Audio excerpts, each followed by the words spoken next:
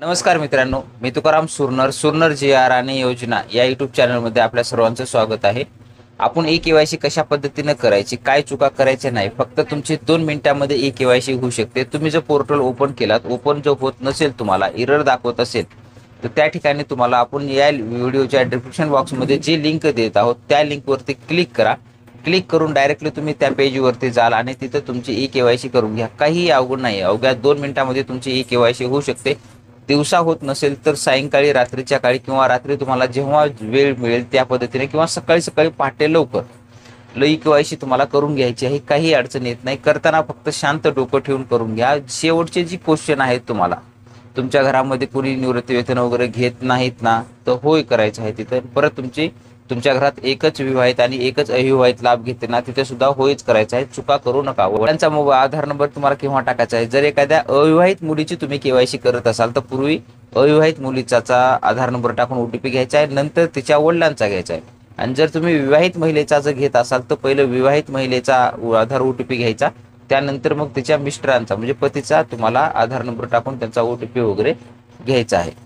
अशा पद्धतीचे ही व्यवस्थितपणे तुम्ही ई केवायसी करून घेऊ शकता. कशी करायची ती लाईव्हमध्ये आपण पुढे पाहणारच. चला आजच्या वेळेला सुरुवात करूया. गुगलमध्ये यायचं आहे. गुगलमध्ये आल्याच्या नंतर इथं तुम्हाला लाडकी बहीण असं सर्च करायचं आहे. लाडकी बहीण असं सर्च केल्यानंतर तुमच्यासमोर एक पेज ओपन होईल. त्याच्यापैकी इथं तुम्ही पाहू शकता मुख्यमंत्री माझी लाडकी बहीण योजना.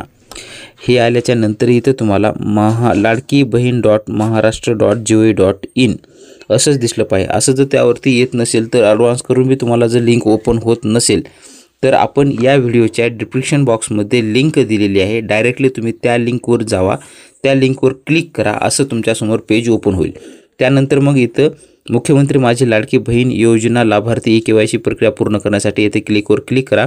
इथं लाभार्थी आधार क्रमांक म्हणजे तुम्हाला ज्यांची ई केवायसी करायची आहे त्या लाभार्थ्याचा आधार क्रमांक तुम्हाला इथे टाकायचा आहे. समोर दिसणारा कॅप्चा म्हणजे अंक समोर दिसणारे काय 43 24 80 हे टाकायचे आहेत. सहमत आहे म्हणून मी सहमत आहेवर क्लिक करून OTP पाठवावर क्लिक करायचं आहे. OTP तुमच्या मोबाईलवर म्हणजे त्यांच्या आधारला जो काही मोबाईल नंबर लिंक आहे त्या आधारवर OTP जाईल. तो OTP तुम्हाला इथं 6 अंकी टाकून घ्यायचा आहे. म्हणजे लाडक्या बहिणीची जी काही आधार नंबर असेल त्या OTP जाईल. तो OTP इथं टाकून घ्यायचा आहे. परत सबमिट करावर क्लिक करायचं आहे. सबमिट करावरती क्लिक केल्याच्या नंतर तुम्हाला परत इथं वडिलांचा किंवा पतीचा आधार क्रमांक म्हणजे ज्या लाभार्थ्याचा आपण आता केला त्याच लाभार्थ्याच्या वडिलांचा किंवा पतीचा. वडिलाचा कधी टाकायचा, जर मुलगी अविवाहित असेल आणि मुलगी जर विवाहित असेल तर पतीचा टाकायचा आहे आधार नंबर. त्यानंतर मग इथे कॅप्चा टाकायचा आहे आणि त्यानंतर मग खाली मी सहमत आहेवर क्लिक करून OTP पाठवावरती क्लिक करायचं आहे. परंतु इथं वडिलांचा किंवा पतीचाच टाकायचा आहे हे लक्षात घ्या. त्या पद्धतीनं OTP जाईल त्यांच्या मोबाईलवरती. तो OTP आपल्याला इथं परत टाकून घ्यायचा आहे. त्यांचा जो काही OTP आलेला आहे त्यांच्या आधारला लिंक असलेल्या मोबाईल नंबरवरती OTP जाईल. तो OTP इथे टाकून घ्यायचा आहे आणि OTP टाकल्याच्या नंतर सबमिट करा जो काही खाली ऑप्शन दिसत आहे त्या सबमिट करा ऑप्शनवर आपल्याला क्लिक करून घ्यायचं आहे. सबमिट करावरती क्लिक केल्याच्या नंतर परत तुमच्यासमोर एक पेज ओपन होईल. इथं त्यांच्या वडिलांचं किंवा मिस्टरांचं काय नाव असेल ते नाव आलं जाईल.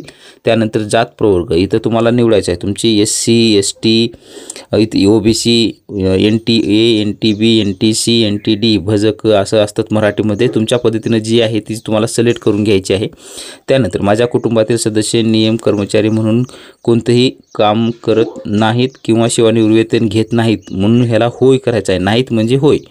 आणि तुमच्या ह्याच्यामध्ये एकच विवाहित आणि एक अविवाहित महिला आहे लाभ घेते म्हणून तिथे होय करायचं आहे. आणि ह्या चेकबॉक्सला दोन्ही बी 1 आणि 2 हे संपूर्ण खरी आहे. खोटी आढळल्यास जी काही कारवाईसाठी पात्र आहे मी असं तुम्हाला राहील असं सांगितलेलं आहे ते वाचून घ्यायचं आणि सबमिट करावरती आपल्याला फायनल क्लिक करायचं आहे.